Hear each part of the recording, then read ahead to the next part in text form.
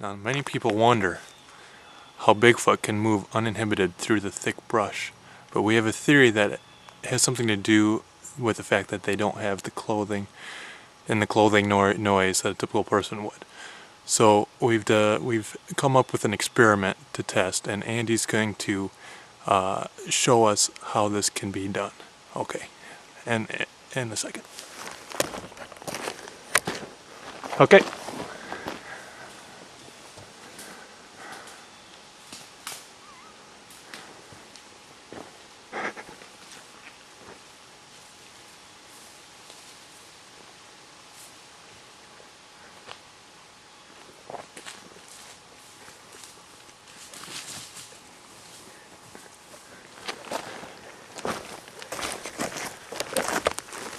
As you can see, it's not too hard to understand. Jack Link's Beef Jerky presents Messin' with Sasquatch.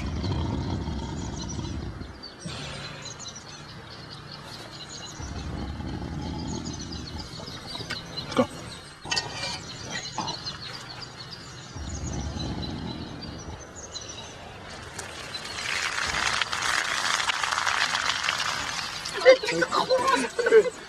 Where'd he go? Jack Link's Jerky. Feed your wild side.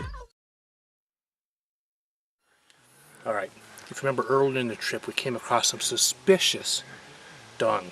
We're pretty sure it's Sasquatch, but I'm going to do a test. I'm going to give it just a quick taste. I have to open that just real quick. Okay. There we go. Okay. Here's a bit of the dung. Yeah, I can't quite tell what it is. Let's give it another bit. Okay. Here's the second piece. Got a hint of some sort of nut and some berries in there.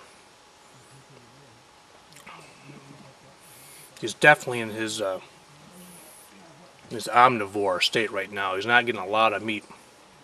Okay, hold on. This is just fantastic stuff. Really gets you an idea of how to get into the idea of the mind of a Sasquatch. You get this with it. Yep, excellent, Sasquatch definitely. So we're sitting around the campfire tonight, and we'll be discussing some of the things that need to be concerned about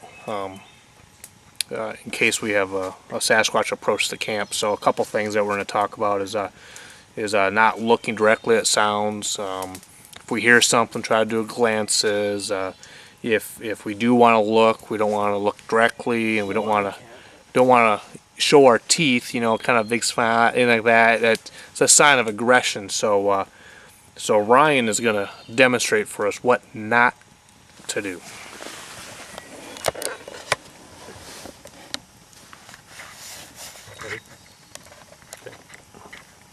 This is the stance that you want to keep.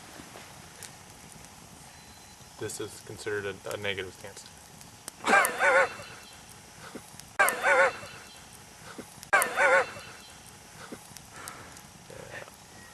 There you go. No eye contact.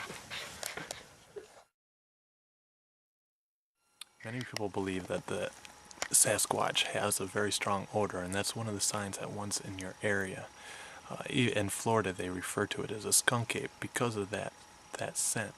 And Andy and I were doing surveillance outside the camp, and we've noticed a very strong odor now coming from the camp, and we believe that maybe a Sasquatch has infiltrated our camp. Let's see what we find.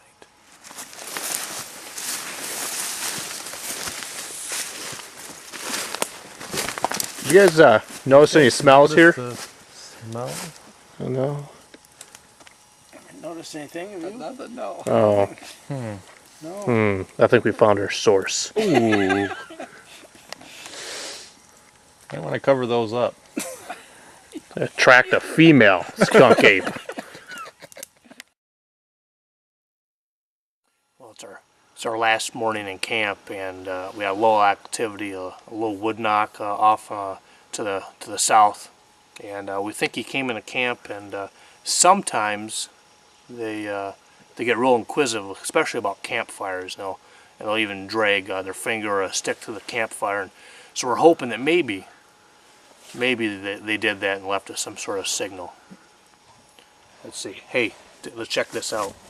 Boy, it almost looks like an arrow. I think we should go that way. What do you think? Sounds good. All right. Okay, so some might wonder on a scientific expedition like this what sort of data taking we would take so that it would be beyond reproach, the accountability. So we've had Uncle Jim doing our data taking for this trip, and Jim, would you recount like some of yesterday's data just as an example? Certainly, yeah. Here I have the data all written down. Let me see. We were disturbed at 5:30 by the neighbors who came over and gave us a detailed account of their episodes with Bigfoot during the night. We were all up at 6, breakfast at 7, packed up our gear, went in for coffee and donuts at 9, then over to base camp from about 10,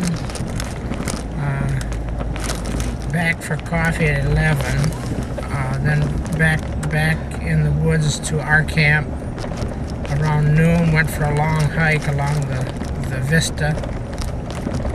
That pretty much covered the forenoon. See, I think you can tell this has just been exacting science, no doubt. Well, apparently we've been working at this Bigfoot search just a little bit. We needed to look no further than Germfast, and here is his home.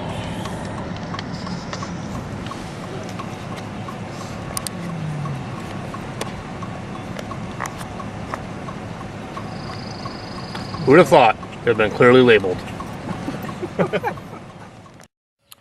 There. What an exciting drama.